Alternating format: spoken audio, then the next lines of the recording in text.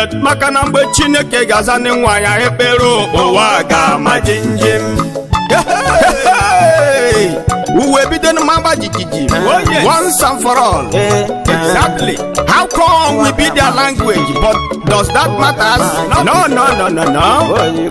Because what matters at this point is that Jesus has come. Miracle have happened.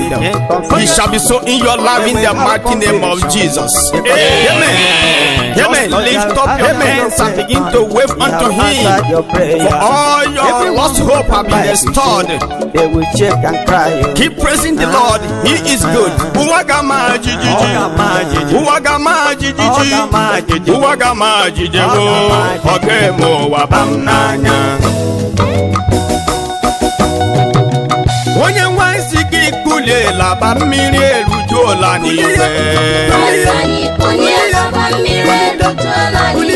Onye nwe m sani kulela ba mmiri erujuola n'igwe.